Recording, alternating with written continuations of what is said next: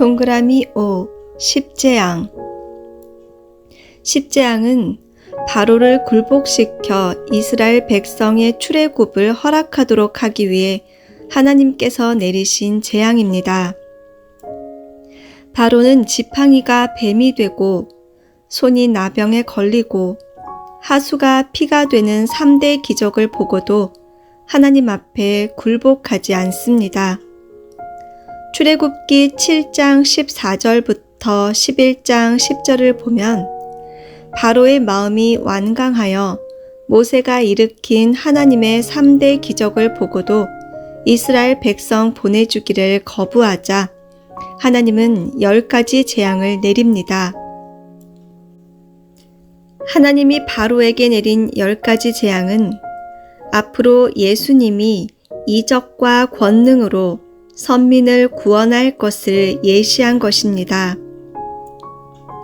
10가지 재앙을 내린 이유는 야곱이 하란에서 외삼촌 라반에게 10번이나 속아 재산을 받지 못하였고 모세 때 애굽인이 이스라엘 민족을 10번이나 속임으로써 30년간 종살이를 더 시켜 430년 만에 보내주었기 때문입니다. 사탄이 그동안 하나님 편을 속였기 때문에 하나님도 탕감복귀 원칙에 따라 그것을 되찾아오는 것입니다.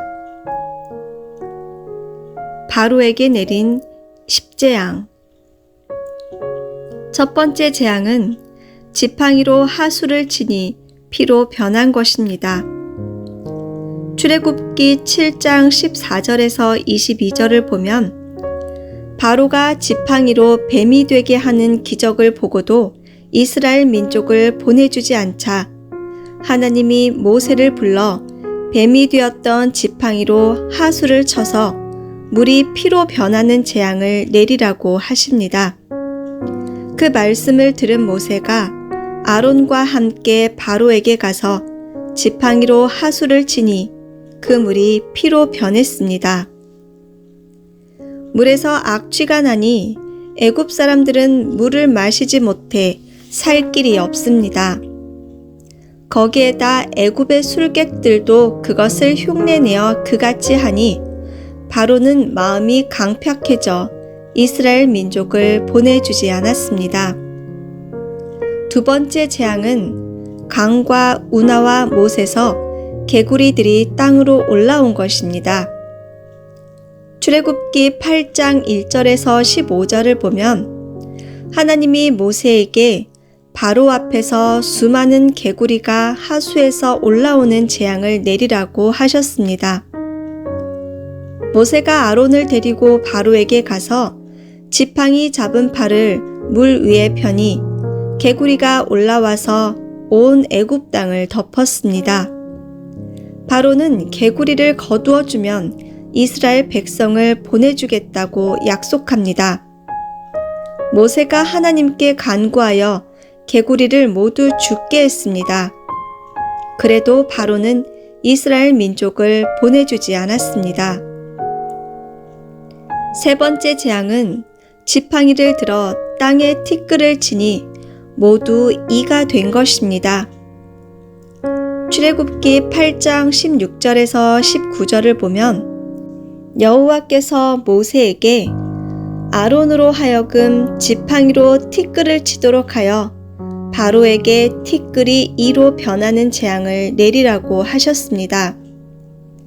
모세가 아론을 데리고 바로 앞에 가서 지팡이로 티끌을 치니 애굽 땅의 모든 티끌이 이로 변했습니다. 애굽의 술객들도 자기 술법으로 그와 같이 해보았지만 이는 사람과 짐승에게 옮겨갔습니다. 그것을 보고 술객이 바로에게 이것은 하나님의 권능입니다 하고 말하지만 바로는 이번에도 마음이 강팍해져 이스라엘 민족을 보내주지 않았습니다. 네 번째 재앙은 하나님이 애굽 사람의 집집마다 파리떼가 들끓도록 하신 것입니다. 출애굽기 8장 20절에서 32절에 하나님이 모세에게 바로를 찾아가서 여호와의 말씀에 내 백성을 보내라. 그들이 나를 섬길 것이니라. 내가 만일 내 백성을 보내지 아니하면 내가 너와 내 신하와 백성과 내 집들의 파리떼를 보내리니 애굽 사람의 집집에 파리떼가 가득할 것이며 그들의 거하는 땅에도 그러하리라. 그날에 내가 내 백성의 거하는 고센 땅을 구별하여 그곳에는 파리떼가 없게 하리니 이로 말미암아 나는 세상 중에 여호와인 줄을 네가 알게 될 것이라. 내가 내 백성과 네 백성 사이에 구별을 두리니 내일 이 표징이 있으리라 하셨다 하라. 라고 하십니다. 그날 아침부터 애굽 사람의 집집마다 파리떼가 가득하니 정신이 없습니다. 바로가 모세와 아론을 불러 너희가 하나님께 기도드려 이 재앙을 면케하면 이스라엘 민족을 보내주겠다고 했습니다. 모세가 다시는 거짓을 행하지 말라고 다짐하고 물러가 하나님께 기도드리니 파리떼가 없어졌습니다. 그래도 바로의 마음이 강팍해져 이스라엘 백성들을 보내지 않았습니다. 다섯 번째 재앙은 하나님이 애굽의 모든 말과 나귀와 낙타와 소와 양 등 생축에 심한 악질이 생기도록 한 것입니다. 출애굽기 9장 1절부터 7절을 보면 하나님께서 모세에게 바로를 만나 나의 말을 전하라. 히브리 사람의 하나님 여호와께서 말씀하시기를 내 백성을 보내라. 그들이 나를 섬길 것이니라. 네가 만일 그들 보내기를 거절하고 억지로 잡아두면 여호와의 손이 들에 있는 네 생축 곧 말과 나귀와 약대와 우양에게 더하리니 심한 악질이 있을 것이며 여호와가 이스라엘의 생축과 애굽의 생축을 구별하리니 이스라엘 자손에 속한 것은 하나도 죽지 아니하리라 하셨다 하라 하시고 이튿날에 그렇게 하십니다. 바로가 애굽의 짐승은 다 죽었는데 이스라엘의 생축은 하나도 죽지 않은 것을 보고 화가 나서 이스라엘 민족을 보내지 않았습니다. 여섯 번째 재앙은 애굽의 모든 사람과 짐승이 독종에 걸린 것입니다. 출애굽기 9장 8절에서 12절을 보면 여호와께서 모세와 아론에게 이르시되 너희는 풀무의 재 두 움큼을 가지고 모세가 바로의 목전에서 하늘을 향하여 날리라. 그 재가 애굽 온 땅에 티끌이 되어 애굽 온 땅의 사람과 짐승에게 붙어서 독종이 발하리라 하십니다. 모세와 아론이 풀무의 재를 가지고 바로 앞에 서서 모세가 하늘을 향하여 날리니 그것이 사람과 짐승에게 붙어 독종을 일으켰습니다. 독종이 애굽의 모든 사람에게 번지고 술깨까지 독종에 걸리자 바로의 마음이 악독해져서 이스라엘 민족을 보내주지 않았습니다. 일곱 번째 재앙은 애굽 전국에 우박이 내린 것입니다. 출애굽기 9장 22절부터 35절을 보면 여호와께서 모세에게 이르시되 너는 하늘을 향하여 손을 들어 애굽 전국에 우박이 애굽 땅의 사람과 짐승과 밭의 모든 채소에 내리게 하라 고 하십니다. 모세가 하늘을 향하여 지팡이를 드니 하나님께서 뇌성과 우박을 보내시고 불을 내려 땅에 달리게 하셨습니다. 우박과 불덩이가 우박에 섞여 맹렬하게 내렸는데 애굽의 개국 이래로 그 같은 일은 없었습니다. 우박이 애굽 온 땅에서 사람과 짐승은 물론 밭에 있는 채소와 들의 모든 나무를 꺾었지만 이스라엘 자손이 사는 고센 땅에는 내리지 않았습니다. 바로가 모세와 아론을 불러 이번은 내가 범죄하였노라. 여호와는 의로우시고 나와 나의 백성은 악하도다. 여호와께 구하여 이 뇌성과 우박을 그만 그치게 하라. 내가 너희를 보내리니 너희가 다시는 머물지 아니하리라 하고 애원합니다. 모세가 세상이 여호와께 속한 줄을 왕이 알리이다.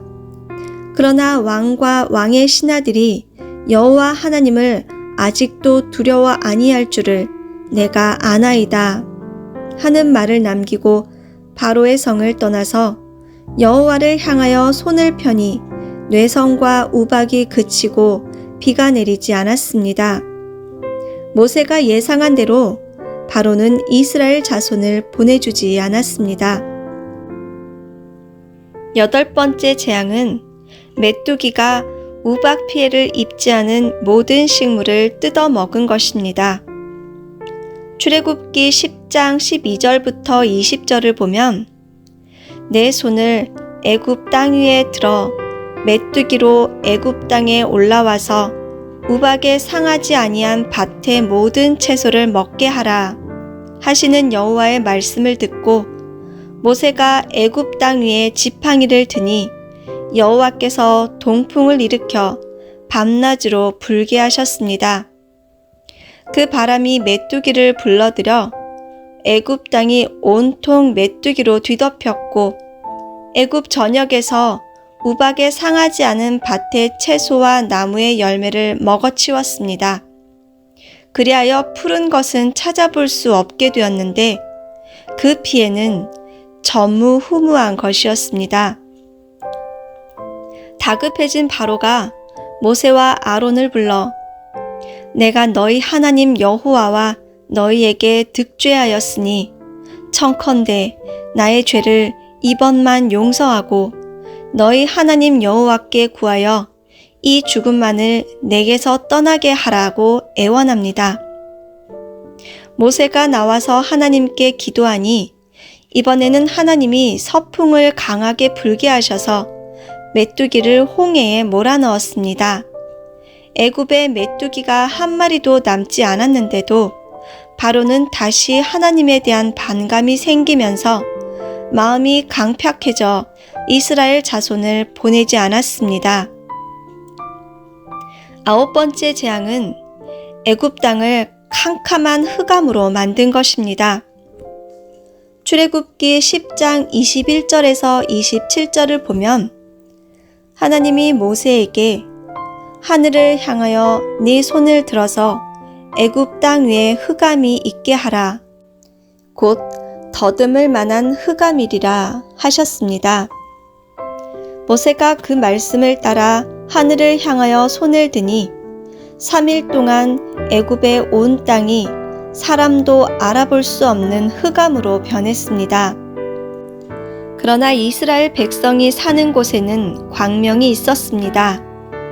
바로가 모세를 불러 이제 떠나서 여호와를 섬기도록 하겠으니 너희 양과 소는 놔두고 아이들만 데리고 떠나라고 했습니다.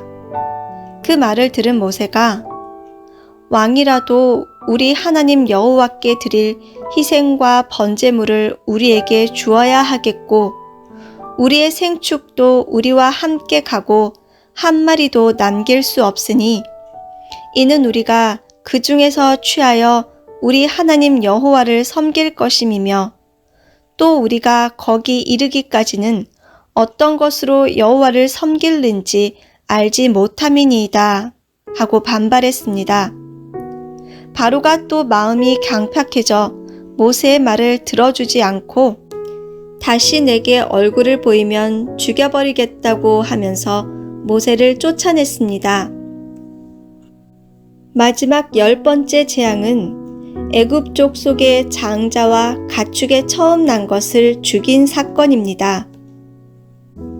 출애굽기 11장 1절부터 10절을 보면 하나님이 한 가지 재앙을 바로와 애굽에 내린 후에 모세에게 바로가 너희를 여기서 쫓아낼 것이니 그때에 대비하여 백성들에게 금과 은으로 된 폐물을 구하도록 하라고 말씀하시고 그 백성들에게 애굽 사람의 은혜를 받게 하셨습니다. 한편 모세는 바로에게 경고합니다. 모세가 여호와께서 이같이 말씀하시기를 밤중에 내가 애굽 가운데로 들어가리니 애굽 가운데 처음 난 것은 위에 앉은 바로의 장자로부터 맷돌 뒤에 있는 여종의 장자까지와 모든 생축에 처음 난 것이 죽을지라. 애굽 전국에 전무후무한 큰 곡성이 있으리라. 그러나 이스라엘 자손에게는 사람에게나 짐승에게나 개도 그 혀를 움직이지 않으리니 여호와가 애굽 사람과 이스라엘 사이에 구별하는 줄을 너희가 알리라 하셨나니 하고 통고했지만 바로는 마음만 강팍해져 이스라엘 자손을 보내주지 않았습니다. 출애굽기 12장을 보면 모세와 아론에게 너희는 이스라엘 회중에게 고하여 이르라 하시면서 이스라엘 회중은 양을 잡고 그 양을 먹을 사람의 집 문 좌우 설주와 인방에 양피를 발라 놓으라고 하십니다. 이스라엘 자손들은 모세와 아론이 시키는 대로 했습니다. 밤중에 여호와께서 애굽 땅에서 모든 처음 난 것, 곧 왕위에 앉은 바로의 장자로부터 옥에 갇힌 사람의 장자까지, 그리고 가축에 처음 난 것을 다 쳤습니다. 양피를 발라놓은 집은 재앙을 면하지만 그러지 않은 집은 장자가 죽어나가고 처음 난 것이 모두 죽어나갑니다. 10번째 재앙으로 애굽 왕 바로의 장자도 죽습니다. 바로가 아들을 자기가 믿는 신전에 데려다 놓고 아무리 주문을 외워도 살아나지를 않습니다. 드디어 굴복하게 된 바로는 모세에게 이스라엘 백성을 데리고 가도록 허락합니다. 10재앙을 당하는 바로의 태도. 10가지 재앙을 당할 때마다 바로의 마음은 이스라엘 자손을 죽이고 싶도록 강팍해졌습니다. 바로는 그동안 이스라엘 민족을 자기가 하고 싶은 대로 마음껏 부렸지만 10재앙 앞에서는 무기력하고 미련해서 자연히 굴복할 수밖에 없었습니다. 하나님은 이스라엘 민족으로 하여금 애굽에 대한 미련을 완전히 끊도록 하기 위해 바로의 마음을 더욱 강팍하게 만드셨습니다. 이스라엘 민족에는 애굽에 대한 미련을 끊게 하고 바로에게는 자기가 하고 싶은 대로 하던 것에 대한 미련을 끊게 하여 자신의 무능함을 알고 자중하게 한 것입니다. 하나님은 애굽에 10재앙을 내려 이스라엘 민족을 내놓지 않으면 안 되게 만드셨습니다. 10재앙을 통한 바로와 모세의 싸움에서는 사탄 편은 언제나 망하고 하나님 편은 반드시 승리했습니다. 결국 하나님은 이스라엘 편임을 보여준 것입니다.